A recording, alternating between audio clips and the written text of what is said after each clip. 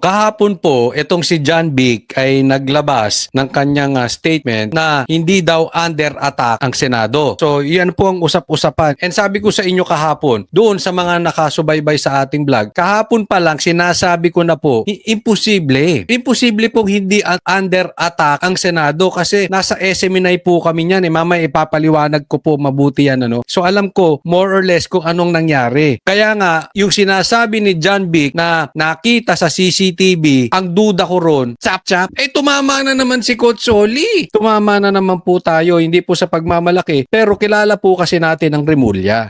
Hindi ko man sila kilala personally, pero it's public knowledge na ang kanilang talagang at syempre, party sila ng executive. Yung pagtatanggol nila, yung kapalpakan ng amo nilang si Bongbong Marcos.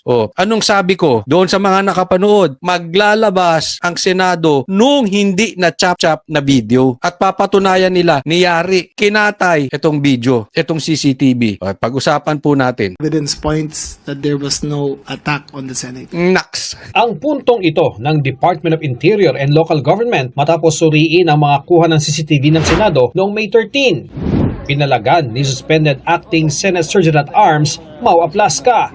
Giit niya, kinatay ang CCTV video na ipinakita kagabi para tumugma sa naratibong hindi under attack ang Senado. Inihahanda na umano nila ang kumpletong video para patunayang under attack ang Senado noong May 13. Kaya siya napilitang mag-warning shot. We are preparing the complete videos kasi what they did, they spliced the videos and they just selected the videos that will support their narrative. Alam mo, obviously naman una, alam natin gawain din ng media yan China-chap-chap nila, 'di ba? Yan nga ang reklamo ng mga ibang senador. China-chap-chap yung sinasabi nila para ma-out of context. So iba na ang istorya para masuportahan yung naratibo na gusto nila. Dahil syempre kung magsisinungaling ka, hindi ka talaga papanig sa katotohanan Gagawan mo ng paraan para yung katotohanan baluktutin. So definitely ito nga yung ginawa, 'di ba? At chinap-chap. Obviously kasi alam nyo, nung time na nagkakaputukan, may programa po ang SMNI. At isa po ako doon sa nakasampa mismo. Kaya nadidinig ko na talagang yung SMNI mga reporters na nandiyan dyan, talagang legit na legit under attack. Nagtatakbuhan sila talaga. Nadidinig. Hindi po edited. Kaya ako lagi ko sinasabi, dapat papasukin ng mga vlogger sa mga ganyang pagkakataon dahil hindi na nila mapapasinungalingan. But anyway, imposible kasing hindi under attack na pasasabihin nyo ito ay stage. Kinasabwat nilang NBI na sumugod doon para lang mapatunayan? Hindi po. Diba? Napaka-imposible po nung pinapalabas nila na ito po ay stage. And I think it's not correct. What type of narrative, sir? What type of narrative are you saying? Yung sabi nila walang attack. Pinabulaanan din ni Aplasca ang sinabi ni Interior Secretary John Vic Remulla kahapon na 3 ang pinakawalan niyang bala noong May 13. Sir, minimaintain nyo ba na isang shot lang ang ginawa nyo, sir? 3 daw kasi, sir, yung inano. Warning shot isa lang. Tinanong din Maliwanag, one shot, isa lang. ukol sa binanggit ni Remulla na May 12 pa lang ay may security meeting na at batid na ni Aplasca noon pa lang na may NBI na darating para sa karagdagang seguridad. I presided the meeting. Opo. There was no NBI then. Okay. Walang sinabi na magsesecure ang NBI. Sir, Walang sinabi na magsesecure ang NBI ng Gusali. Our meeting is about the impending impeachment, Opo. security preparations. I invited the security manager of GSIS. He was there. He didn't say anything about the NBI arrival here. Ayun, ang sakit. 'Di ba? Ano yung naratibo sinasabi nila? Na meron daw na pinababantayan nitong GSIS management itong building nila at ang tinawag NBI. Alam nyo po, kumakalat po ito Sasabihin ko sa inyo, no? Pero kayo na bahala humusga kung ito ay totoo o hindi. Dahil nabulaga ang NBI, nabuking ang kanilang katarantaduhan. Yung ginawa, yung kunwari, naglabas ang GSIS. So after the fact, no? Nung nangyari na, kunwari, nagpalabas ang GSIS na sila mismo ang tumawag sa NBI. Yan po ang lumalabas talagang istorya. Okay? Hindi ko na sasabihin kung sino nagsabi sa akin, pero kung ako tatanungin, totoo totoo po yun. Naniniwala po ako doon. Dahil bulilyaso po eh. Bulilyaso po, failure po ito si Matibag. Kaya nga naman, bubuelta to kay Bongbong Marcos eh. Diba? So paano nila lulusutan itong sitwasyon na bulilyaso? Di gawa silang paraan. Kunwari, may alaman GSIS.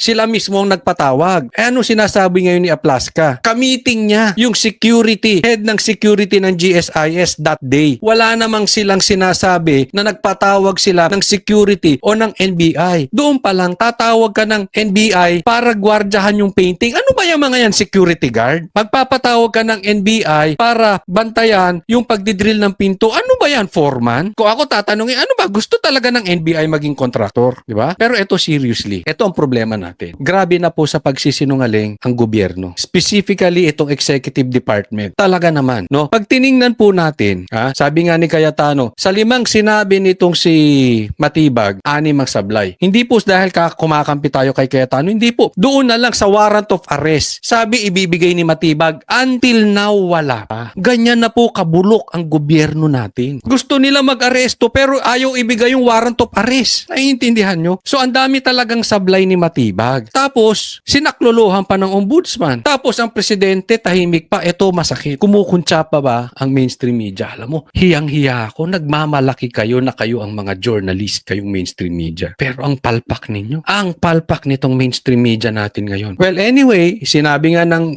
iba sa 18 Marines na merong tumatanggap mainstream media. Pag ako hindi nakatiis, sasabihin ko kung sino itong mga mainstream media na tumatanggap ng maleta. Di ba? Ganyan na po tayo kabulok. Malalim po ang problema natin kasi hindi po hinahanap ng gobyerno ang katotohanan. Nilalayo po nila sa katotohanan. Ito pa, yung mga senador sa kampo ni Tito Soto, kasabwat pa. Mamaya pag-uusapan pa natin. NBI arrival here. Bunsod nga po ng nangyaring putukan dito sa Senado ay inirekomenda ng Criminal Investigation and Detection Group o CIDG sa Department of Justice ang pagsasampa ng reklamong paglabag sa Private Security Services Industry Act laban kay Aplaska at 2 niyang tauhan. General, kakasuhan daw po kayo ng CIDG. Ano pong masasabi niyo, sir? It is expected. Hindi naman itinanggi. Isipin nyo, no? Ganyan po katindi sa Pilipinas. Ginagawa mo trabaho mo, ano man trabaho niya, protektahan ng Senado. Ginagawa niyang trabaho niya, siya pa ang nabaligtad. Siya pa ang may kasalanan. Ang sakit no? Si PRRD, itinaya ang buhay para itong problema nating malaki, higit sa lahat, mga oligarch. Pangalawa, mga addict, drug lords. Pangatlo, itong mga rebelde, itong mga NPA, etc. Tapos, ang nakakulong si PRRD. Yung mga oligarch na hindi nagbabayad ng tax, sila hayahayang buhay. Yung mga oligarch na may hawak na media, hayahayang buhay. Di ba? Ito mga drug lord, hayahay. Kinakampihan pa ng Senado. Ganyan po eh. Kaya masakit Tingnan mo, ang kakasuhan siya pa. Sa Pilipinas ngayon, kung ikaw ang may kaso, ikaw ang nasa tama. Kung ikaw ang ipakukulong ng gobyerno, ikaw ang nasa tama. Pag ikaw kumakampi, pag ikaw tahimik, pag ikaw inaatake mo, yung gumagawa ng mabuti sa Pilipinas, malamang-lamang yan, ikaw ang may maleta. Ni Aplaska ang pahayag ng Criminal Investigation and Detection Group o CIDG ng pulisya na hindi pa siya humaharap sa investigasyon nito. Our lawyers advised me to request for extension, but we are not prepared. Opo. But we have already provided them with all of the evidence. Opo, CCTV. It is not true that we are withholding evidences. CCTV, firearms, yung mga tao na we will submit everything.